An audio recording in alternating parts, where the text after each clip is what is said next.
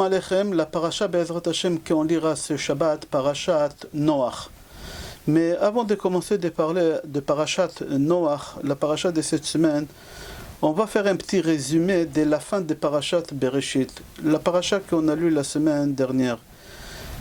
On a lu Vayar Hashem ki rabat ra'at Adam ba'aretz vechol yetzer machshavot libo ra' kol hayom. Qu'Akadosh Baruch Hu, il a vu que l'homme il fait que du mal ici sur la terre. Et tous les jours, toutes les pensées de l'homme, c'est comment faire du mal. Le Kli Yakar dit, de quel péché l'homme y pense toute la journée pour faire du mal? Il répond, le Kli Yakar, il dit qu'en général, un homme quand il fait des péchés, quand il a fini de faire le péché, il se calme. Il n'a plus envie de faire le même pour le moment. Il va recommencer encore, il va tomber. Mais il y a un péché, plus on le fait, plus on veut. Et encore, et encore. On a plus de pulsions à faire ces deux péchés-là. Et c'est quoi ces deux péchés-là? Le premier péché, c'est Gezel, le vol, l'argent. Comme ça, il dit que le premier, c'est le vol. Pourquoi? Parce que c'est marqué Oev Kesef lo isva Kesef. C'est lui qui aime l'argent. Jamais il va être rassasié avec tout l'argent qu'il peut avoir. Il peut construire un patrimoine énorme. Il veut encore et encore et encore. Alors tous les péchés que l'homme y fait, il dit les Kli Yakar, alors il les fait et après il se calme jusqu'à qu'il glisse encore une fois. Mais il y a deux péchés que l'homme, plus il fait, plus il a envie. Le premier, c'est le vol, c'est l'argent.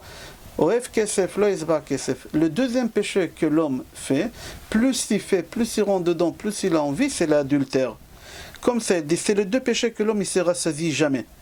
C'est pour ça c'est marqué dans le pasouk qui rabat ra'at à Adam. C'est quoi rabat? Rabat c'est beaucoup. Qui rabat ra'at à Adam. Beaucoup, c'est-à-dire c'est quoi beaucoup? Encore et encore et encore. Il explique le Kli Yakar. Et à cause de ces péchés-là, Akadosh Baruch Hu, il a décidé de détruire le monde. Ki ishrit kol basar et darko ala haaretz. C'est quoi kol basar? Alors nos sages ils disent, on a expliqué aussi dans le cours d'hier, que kol basar c'est toute chose qui a un chair. Que ce soit tous les animaux, les oiseaux, ils ont tous péché. Rabat ra'at haaretz, dans la terre, c'est-à-dire quoi? Même la terre elle a fauté, même la terre elle a péché. Dans le passage, ki ishrit kol basar et darko ala haaretz. C'est quoi ala haaretz? Que ce soit les animaux, les oiseaux, les bêtes. Et même s'influencer sur les arbres, sur les plantes, sur les fruits, et même sur la terre. Comment c'est marqué dans le Midrash, Rav Luliani, au nom de Rav Yitzhak dit, Af haaretz zinta. Même la terre, elle a fait l'adultère. Comment?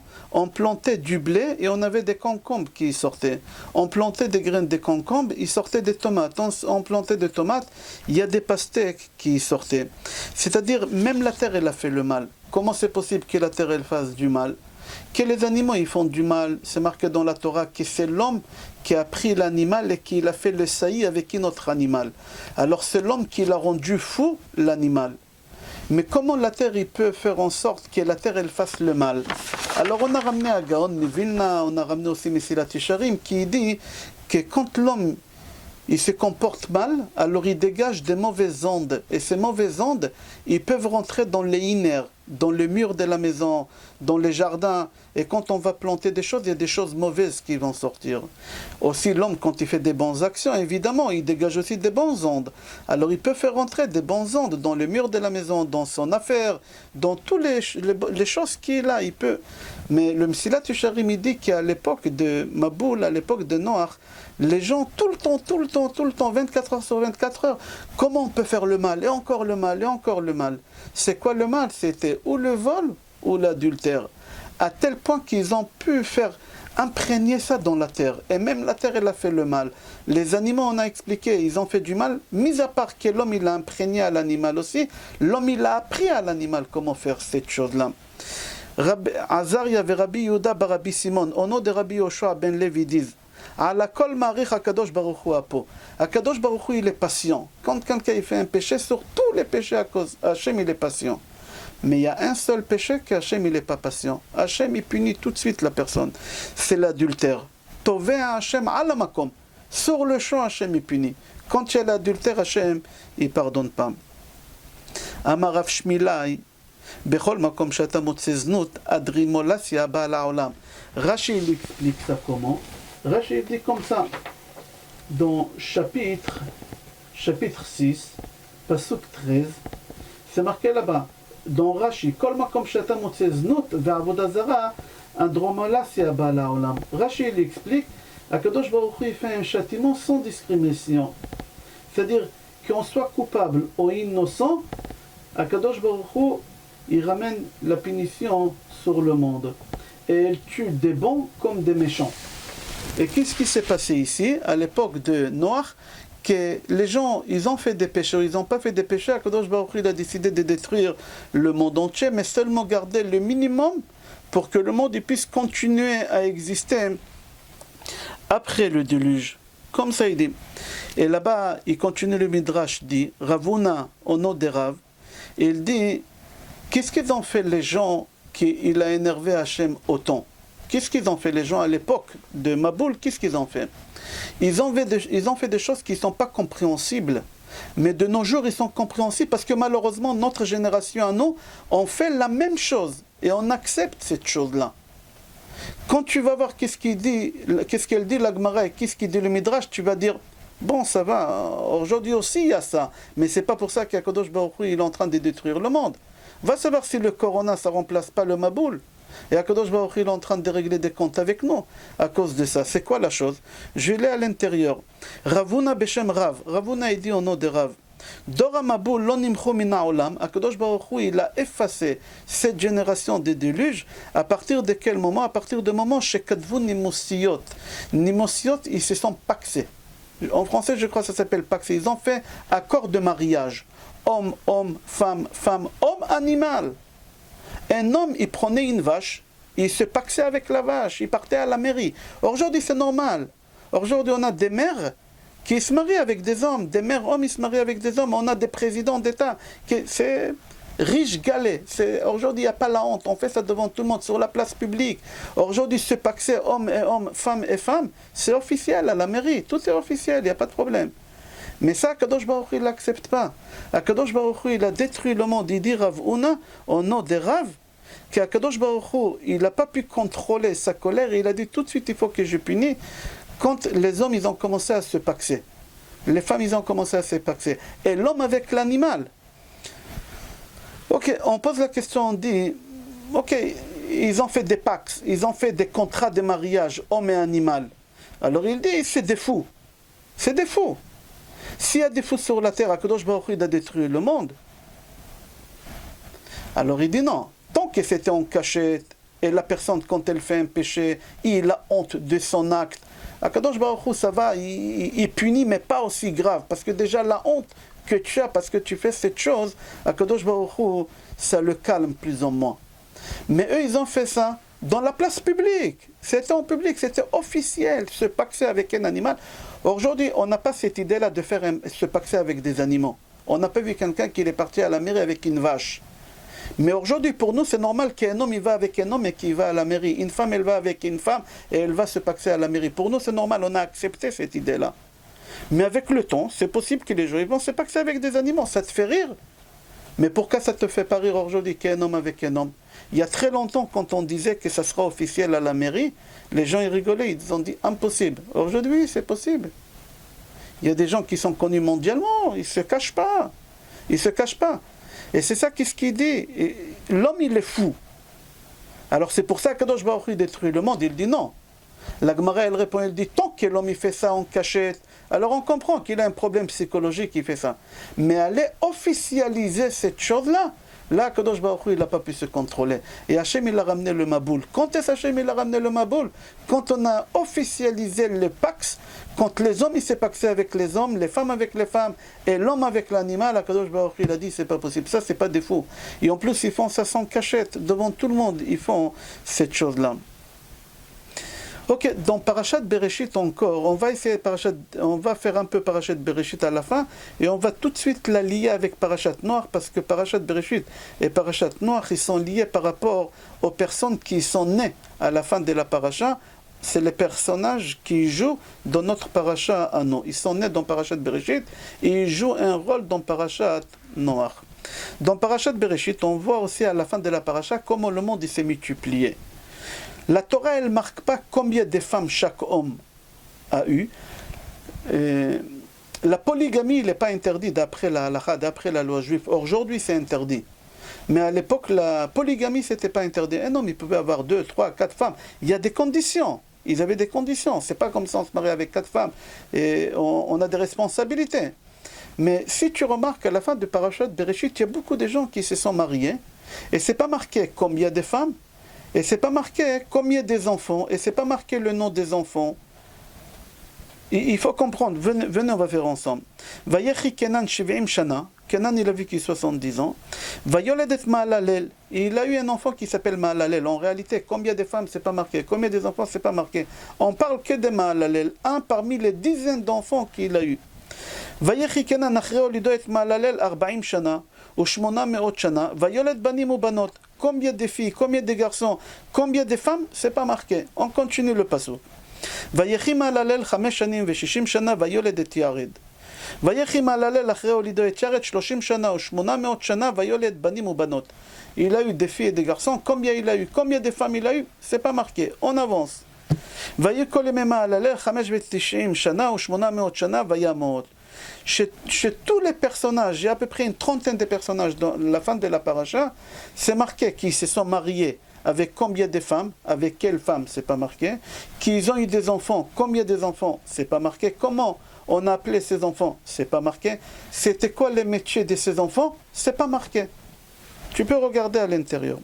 La seule personne qui à la fin de Parashat Bereshit, elle te dit combien de femmes il a eu, comment on appelait les femmes qu'il avait, combien des enfants il a eu, les noms des enfants et les métiers de ces enfants. C'est pas compréhensible pourquoi tu as pris une seule personne parmi tous ces personnages-là. Parmi les 30 personnes, tu as pris une seule personne et tu nous as dit combien de femmes en détail. Tu nous as dit combien des enfants et c'est quoi les métiers de ces enfants. Et quel enfant il vient de quelle femme, il faut comprendre. Venez, on va voir dedans. C'est marqué dans Parashat Bereshit à la fin. Vayikach lo lemech shte nashim. Lemech, il a pris 2 femmes. Il n'y a pas de problème. Shema achat Ada. La première, elle s'appelait Ada. Veshema shenit Tzila. Et la deuxième femme, elle s'appelait Tzila. C'est bizarre, chez Maalalel, c'est pas marqué combien de femmes, c'est quoi les noms. Ici, c'est marqué qu'il a pris 2 femmes. La Torah, elle te précise. Il y a un sous-entendu. Et même, c'est marqué le nom. Les noms de ces 2 femmes-là. Pourquoi les Merhui et Maalalel non? Et tous les autres non. On continue. Vateled Ada et Yabal. Ada, elle a eu un enfant. Et avec les mères, et on a appelé cet enfant qui vient au monde Yabal. C'était quoi son métier? C'était le premier berger, le premier bédouin, on va dire. C'était le premier bédouin, le premier berger au monde. Voilà son métier. Après, Yabal, il a eu un frère qui s'appelle comment? Yuval. Et c'est quoi le travail de Yuval? C'était le premier homme qui jouait avec des instruments de musique, que ce soit le violon, c'est kinor, Ugav, c'est l'orgue. C'était le premier opéra au monde, c'était Yuval qui l'a monté. Pourquoi il a joué avec les instruments de musique? Rashi explique à Avodah Zara pour faire l'idolâtrie, pour jouer face à l'idolâtrie. On continue le pasuk. Vetsila, ça c'est avec la première femme, Ada. La deuxième femme, Vetsila Gami Yalda. Tsila aussi, elle a eu des enfants. Waouh! La Torah elle est en train de nous dévoiler, on dirait, une bombe atomique, un secret. D'accord, c'est normal qu'elle a eu aussi des enfants. La Torah elle vient et te dit, tu sais, Gam aussi. Tsila, elle a eu des enfants, on dirait qu'est-ce qui se passe, il faut comprendre. C'est quoi cette nouveauté? Pourquoi qu'elle n'aura pas des enfants, cette femme-là? Qui elle a eu comme enfant? Tuval Cain. N'oublie pas la première femme, Ada, il a eu Yaval et Yuval. Et le deuxième enfant, avec la deuxième femme, le troisième enfant qu'il a eu avec Tsila, il s'appelle Tubal Cain. Il l'a appelé au nom de son père. Premier prénom Tuval et deuxième prénom qu'il lui a donné au nom de son grand-père, Cain. Cain, on sait qu'il a tué, c'est-à-dire le grand-père de Tuval Cain, il a tué qui? Il a tué son frère Hevel. On a étudié ça au début des Parashat Bereshit. Comment il a tué? Cain, il n'a pas su comment on peut tuer un homme. Alors le Midrash dit qu'il a pris une pierre, ve'asa oto kakabara. C'est quoi Kakabara? Il a rendu un tamis. Dans le tamis, il y a des centaines de trous. Il a pris son frère, il lui a fait des trous dans tout le corps. Il ne savait pas comment on tue. Jusqu'à qu'il a vu qu'il ne bouge plus, il a compris qu'il est mort. Mais tant qu'il n'a pas bougé, il n'a pas compris comment on tue la personne. Il ne savait pas comment on tue. Chazal, ils disent qu'il a pris une pierre, venikovoto Kakabara. Il a rendu un tamis. Jusqu'à qu'il a vu qu'il est mort. Ok. Ça, c'est Caïn, le grand-père de Tuval-Caïn. Maintenant, Tuval-Caïn, il vient au monde, le fils de Tzila. C'est quoi son métier? Alors, Tuval-Caïn, il dit, mon grand-père, quand il a tué son frère, quand Caïn, il a tué Abel, son frère, il ne savait pas comment tuer. Il s'est fatigué pour tuer son frère. Moi, je vais faciliter la vie de tuer quelqu'un. Alors, qu'est-ce qu'il a fait? Il est devenu le premier fabricant d'armes au monde. Tuval-Caïn, il a commencé à fabriquer Klimashrit, le premier fabricant d'armes au monde. Comment c'est marqué là-bas? Choresh nechoshet ou barzel. Il était ferrailleur et avec cette ferraille-là, il a fabriqué des armes. Premier fabricant d'armes au monde. Alors Tzila, elle a eu un enfant qui s'appelle Tuval-Caïn.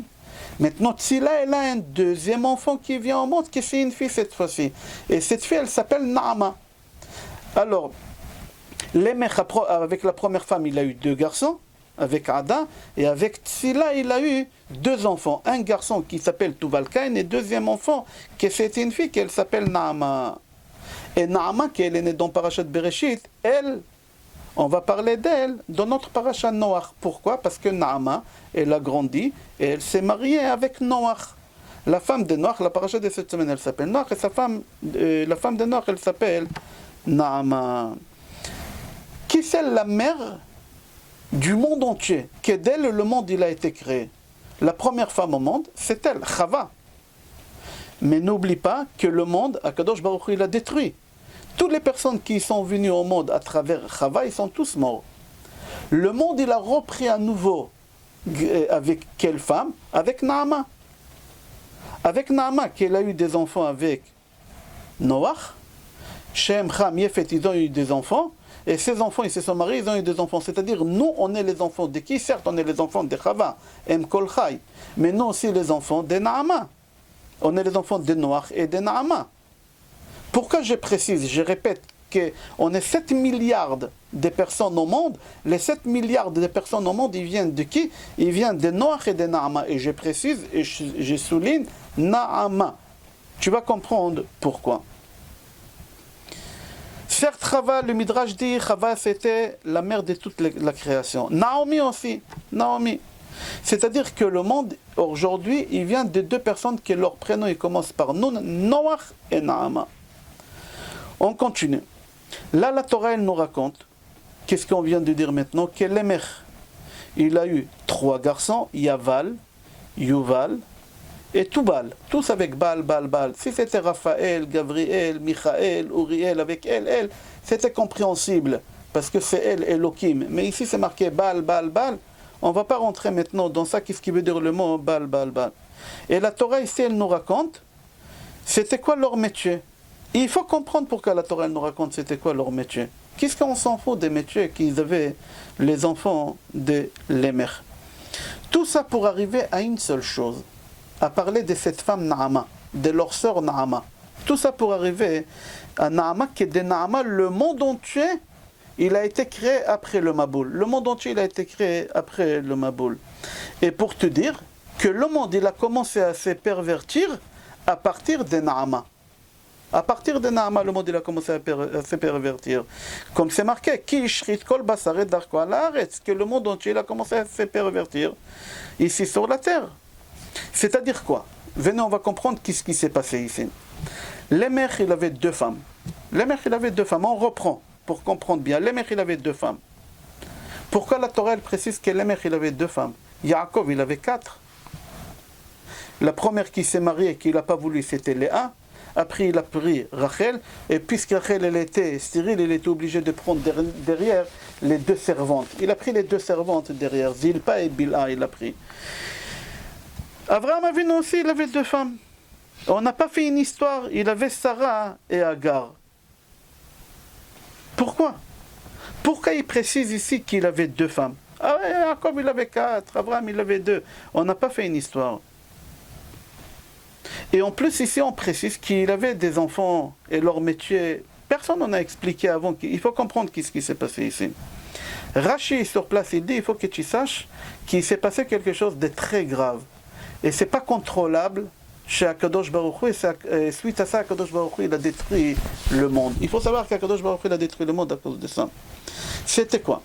À l'époque de Dora Maboul, cette génération des déluges, les gens, ils avaient l'habitude d'avoir 2 femmes, 3 femmes. Ils avaient l'habitude d'avoir, on va dire, minimum 2 femmes. Minimum, tout le monde, ils ont pris 2 femmes. Il n'y a pas de problème qu'il y a 2 femmes, ce n'est pas interdit. Mais le problème, c'est que l'Emer, il a instauré dans le monde quelque chose qui est catastrophique. Catastrophique, c'était quoi? Il a dit, je prends 2 femmes, une pour avoir des plaisirs avec elles et une pour procréer. Et on va essayer de comprendre qu'est-ce qu'il dit Rashi. Rashi, il dit, certes, ce n'est pas interdit de prendre plusieurs femmes, à condition que tu respectes les conditions qu'il faut. On ne va pas les développer maintenant. Et il faut savoir que l'Emer, il a pris 2 femmes pour des mauvaises pensées. La première pensée, la femme qu'on l'a appelée Tsila, il a pris pour une raison, et Ada, il a pris pour une autre raison. C'est quoi?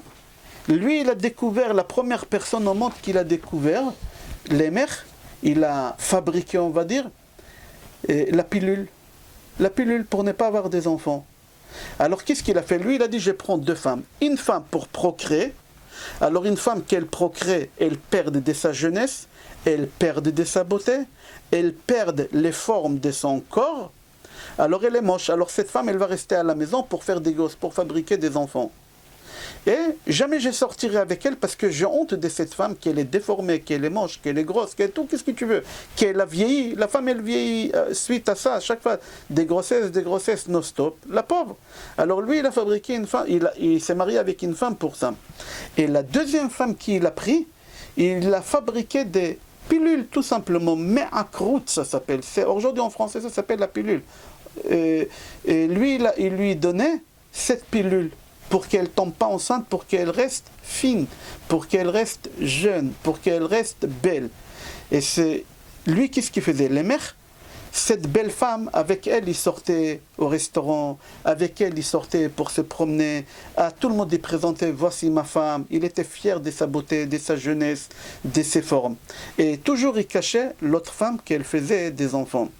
Akadosh Baruch Hu, il n'a pas pu supporter cette chose, qui est une femme, que Marie donne à sa femme prendre des pilules. Akadosh Baruch Hu, il a dit, arrivé à ce stade-là, prendre des pilules, j'ai détruit le monde. J'accepte pas cette chose-là. Venez, on va lire à l'intérieur. Rashi, il explique tout ça. Que l'Emer, il a découvert une nouvelle façon de vivre. C'est quoi? Prendre une femme pour les enfants, et on prend une femme en plus qu'on lui donne Me'akarim. Me'akarim, c'est des pilules, on lui donne la pilule. Comme ça, il explique Rashi. Rashi, il dit, c'est pour satisfaire ses désirs, ses pulsions avec cette femme-là. Mais Kushetet Kakala, il lui achetait des cadeaux, il l'envoyait chez le coiffeur, il lui faisait les ongles, il lui faisait toutes ces choses-là. Il lui donnait à manger. Et l'autre femme, il lui donnait à manger des bons plats, l'autre, il lui donnait le reste. Et l'autre femme, Nezufa va avela ka'almana. Comme une femme veuve qui n'a pas de mari, il ne s'occupe pas d'elle. Maintenant, on va comprendre pourquoi la Torah, elle nous précise toute la vie de l'Emer, qu'il avait 2 femmes, les noms de chaque femme, les enfants qu'il a eus et le métier de chaque enfant. Tout ça pour arriver à quoi? À te dire que quoi? Qu'il a donné des pilules à sa femme et qu'il a eu une fille qui s'appelait Naama. Quel rapport pilule et Naama? J'aimerais comprendre, et c'est ça. La bombe atomique de ces cours, c'est de comprendre quel rapport il y a Naama et pilule. Venez, on va voir. L'Emer, il a pris 2 femmes. La première femme qu'il a pris, pour ses pulsions, elle s'appelait Tsila. Tsila, c'est la chaîne Tsel, ombre. Elle était à son ombre tout le temps, elle était collée à lui. Elle, normalement, elle ne devait pas avoir des enfants.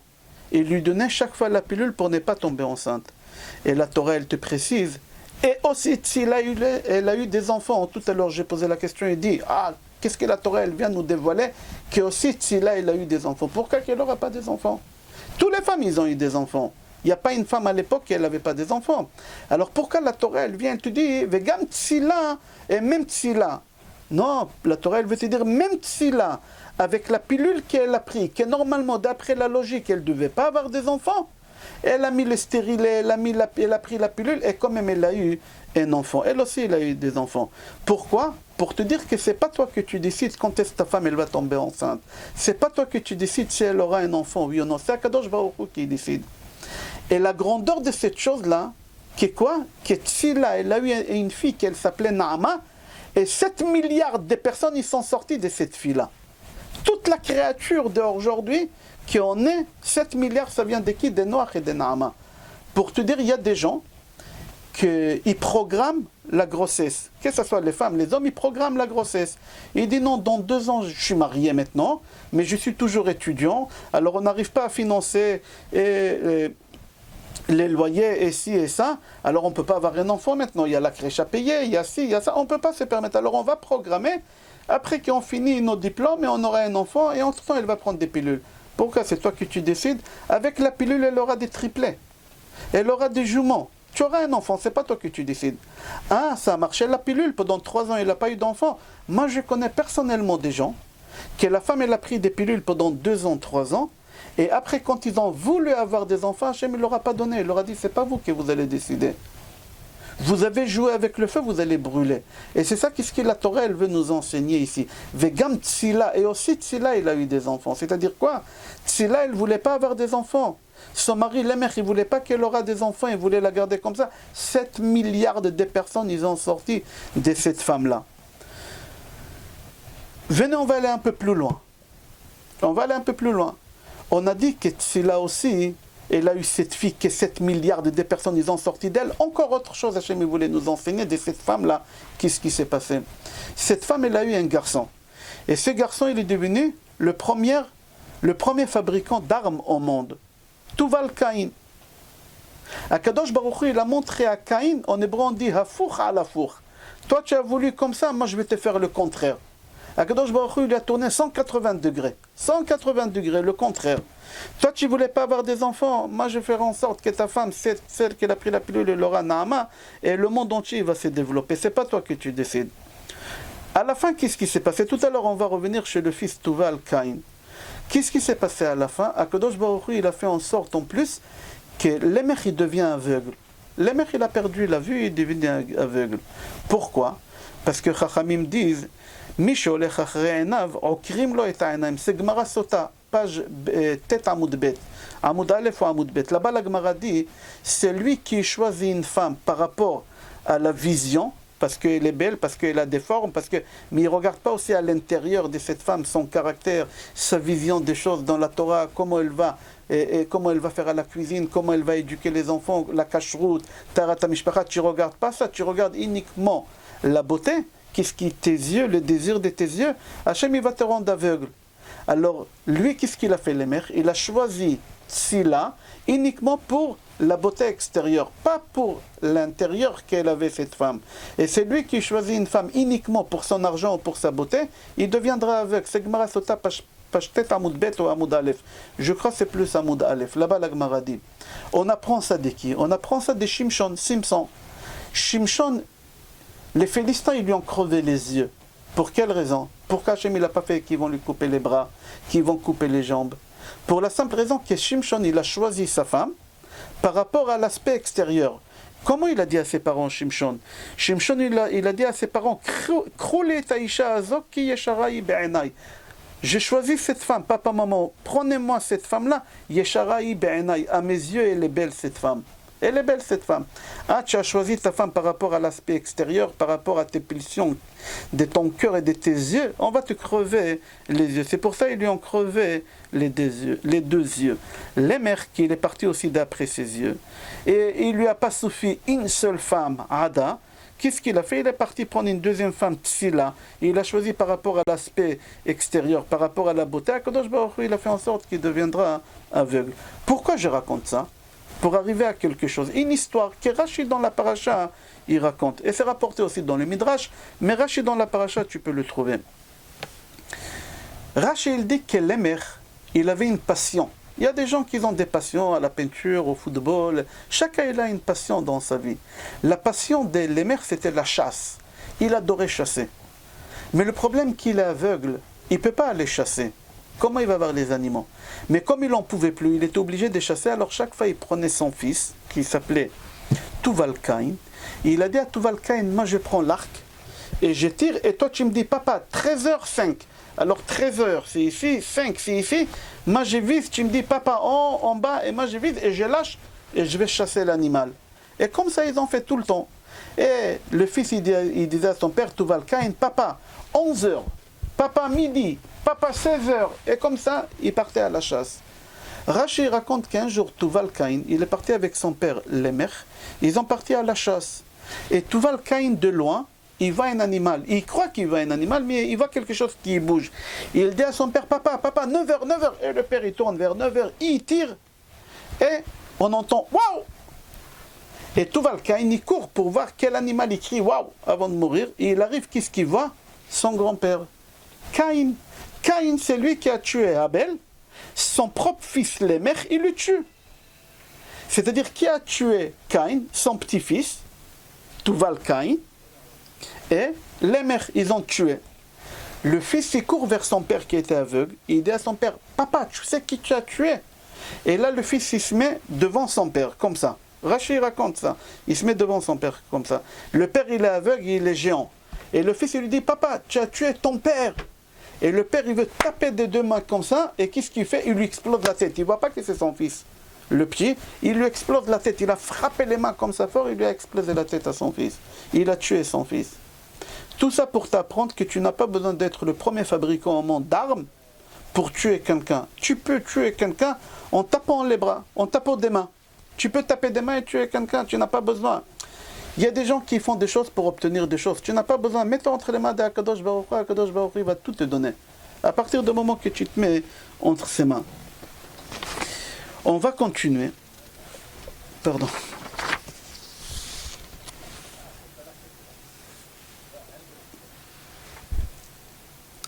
Alors on a vu que Lémer, c'est lui qui l'a ramené le déluge. Pourquoi? À cause d'une pilule. À cause de la pilule qu'il a donnée à sa femme. Et Akadosh Baruch Hu, il n'a pas supporté cette chose-là. Alors lui, qu'est-ce qu'il a fait? Avec sa conduite, il a imprégné dans tout son entourage d'avoir cette idée de prendre la pilule. Et toutes les femmes, ils prenaient des pilules à l'époque, et ça dégageait des ondes négatives sur la maison, sur le bien, sur les animaux, sur les arbres, etc. Comme ça, c'est marqué. Et là, Kadosh Baruch Hu, il a commencé à détruire le monde. À partir de Lémer et sa femme Tsila, et la pilule, Kadosh Baruch Hu, il a commencé à détruire le monde. Et c'est un processus qui a pris 120 ans. Hachem, il était patient. Peut-être ils vont faire tchouva, peut-être ils vont arrêter de prendre la pilule. Ça a pris 120 ans, comme ça ils disent, Chachamim.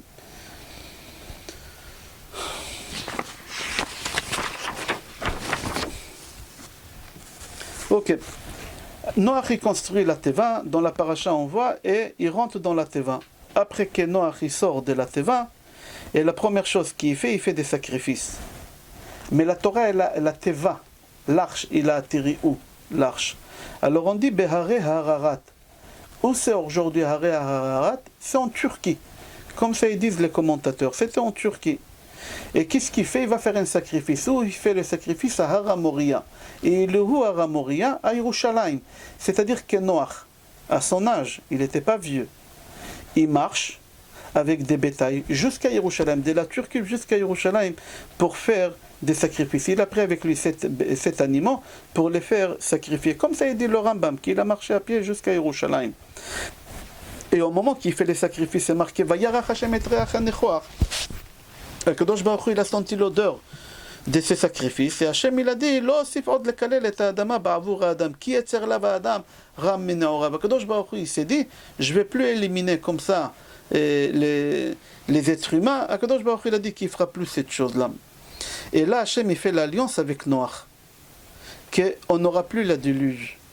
Ve'ani ineni mekim et briti itrem ve'et zarachem acharachem. Rashi, il dit, que quand Noach il sort de l'arche après 1 an,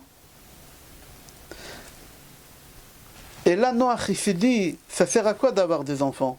Ça sert à quoi d'avoir des enfants? Si c'est pour avoir des enfants pour qu'après encore la déluge, alors il a pas touché sa femme Naama, il a pas touché. Et là Kadosh Baruch Hu, il a dit, si c'est à cause de ça, je te promets que je ferai plus la déluge. Et là il a repris avec sa femme et les enfants, ils ont repris avec leur femme. Comme c'est marqué, Zot otaberit, Asher ani noten beni u benechem, et kashti natati ba'anan, ve'aita leot berit beni u ben haaretz, ve'aya be'anani ענן על הארץ, ונראתה הקשת בענן, וזכרתי את בריתי אשר ביני וביניכם. לא יהיה עוד המים לשחט כל בשר. הקדוש ברוך הוא ילדי, הנוח, il lui promet ici dans l'alliance, que il fera plus la déluge, et quand il se mettra en colère, on verra l'arc-en-ciel. Quand est-ce qu'Hachem il a créé l'arc-en-ciel? Est-ce que c'est chez Noach? Pas du tout. Il y a une Mishnah de Maxime de nos pères qui elle dit Asara dvarim nivreu be'erev Shabbat ben hashmashot ve'elohen. Et là-bas la Mishnah elle cite les 10 choses. Et parmi les 10 choses, il y a Keshet, l'arc-en-ciel. Alors l'arc-en-ciel, elle a été créée bien vendredi à la rentrée de Shabbat. Elle a été créée à peu près 1700 ans après la création du monde. Parce que Adam Arishon il est mort à 930 ans. La déluge, c'était à peu près à l'âge de 600 de Noach. Ça fait à peu près 1600 ans, on va parler des chiffres ronds, qu'elle a été créée l'arc-en-ciel. Et Hachem, il dit à Noach, maintenant je te donnerai l'arc-en-ciel. Mais l'arc-en-ciel, elle a existé déjà, comme ça la Mishnah dit. Alors, Chachamim, ils répondent sur ça. Ils disent, oui, Akadosh Baruch Hu, il a créé l'arc-en-ciel, mais Akadosh Baruch Hu, il n'a pas dévoilé encore. Il n'a pas dévoilé, seulement à partir de Noach, Akadosh Baruch Hu, il a dit qu'il va dévoiler l'arc-en-ciel. Dans Sefer Torah Ta'ola, il dit que, c'est marqué dans la Torah que l'arc-en-ciel, il va être les dorotes. C'est quoi les dorotes?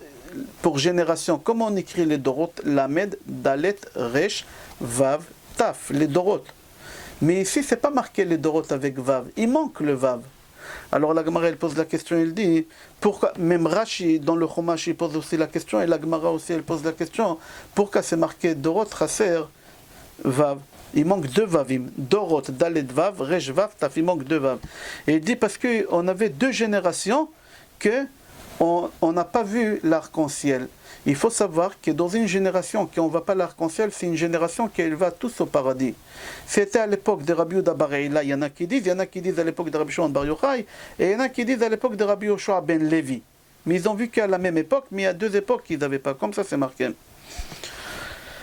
Il y en a qui disent aussi à l'époque de Chizkiya Amelech, il y en a qui disent à l'époque d'Anshek Knesset Agdola. C'est tout ça, c'est Gemara, Ktubot, page Ain Zain, Amoud, Aleph. Yaharot Advash dit, il dit que même à l'époque de Yehonatan et Shaoul, ils n'avaient pas l'arc-en-ciel, même à leur époque. Alors pourquoi deux Vavim et pas plus? Alors il y en a qui disent non, deux Vavim, parce qu'en réalité il y en a 12. Vav c'est 6, et encore 6, ça fait 12, et total ça fait 12 personnes. D'après la Gemara, d'après Yaharot Advash, ensemble, et d'après le Midrash, ensemble ça fait 12 personnes.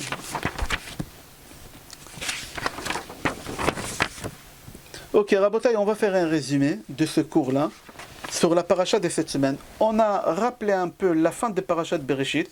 Pourquoi? Pour rappeler à la fin des parachas de Bereshit que tous les personnages qui se sont mariés, c'est pas marqué combien de femmes, combien des enfants, les noms des enfants, le métier des enfants. Chez personne, il y a une trentaine de personnes. Une seule personne que la Torah là-bas, elle précise combien de femmes, les noms des femmes, combien des enfants de chaque femme, les prénoms de ces enfants et les métiers de chaque enfant. Pourquoi tout ça?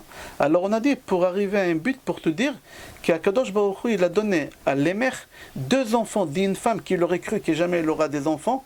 C'est-à-dire que c'est pas toi que tu décides, c'est Hachem qui décide. Toi tu as un volant en plastique dans la main, c'est Akadosh Baruch Hu, c'est lui qui tient le vrai volant.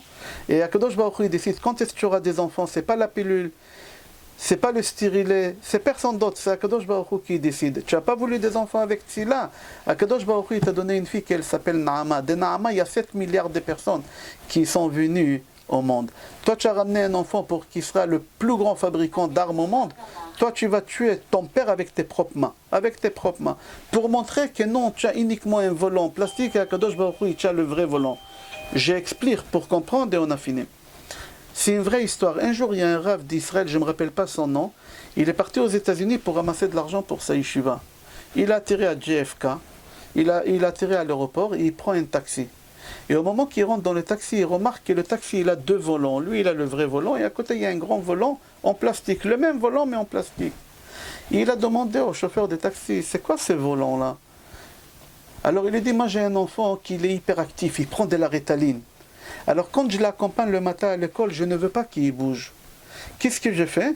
Je lui mets un volant en plastique et chaque fois quand je tourne à gauche, je lui dis tourne à gauche. Lui, il croit que ça l'occupe. Au lieu qu'il m'embête, lui, il croit qu'il tourne à gauche. Quand je lui dis tourne à droite, et moi je tourne à droite, mais lui, il croit que c'est lui qui tourne à droite. En réalité, c'est moi qui ai le vrai volant. Lui, il a le volant en plastique. Lui, il croit que c'est lui qui fait tout. Alors le Rav, il a dit, j'ai déduit quelque chose de cette histoire-là, beaucoup de moralité, que l'homme il croit qu'il fait des choses. En réalité, tu ne fais rien du tout. C'est Akadosh Baruch Hu qui fait tout. Certes, il y a le libre arbitre, on ne va pas rentrer dans ça. Akadosh Baruch Hu, il a créé l'homme à son image. Hachem, il n'a pas d'image, il n'a pas de corps, il n'a pas de forme. Alors c'est quoi Hachem, il a créé l'homme à son image? Comme Hachem, il a le libre arbitre, Akadosh Baruch Hu, il nous a donné à nous, les êtres humains, le libre arbitre. Il n'a pas donné aux malachim. Les malachim, c'est des robots. Les anges, c'est des robots. Akadosh Baruch Hu, il les a créés pour une mission. Nous, on n'est pas créé pour une mission. Nous, on est créé, on a le libre arbitre de faire. La Torah, elle nous conseille, au Bacharta Bachaim. Ok, on ne va pas rentrer dans ça. Shabbat Shalom, bracha.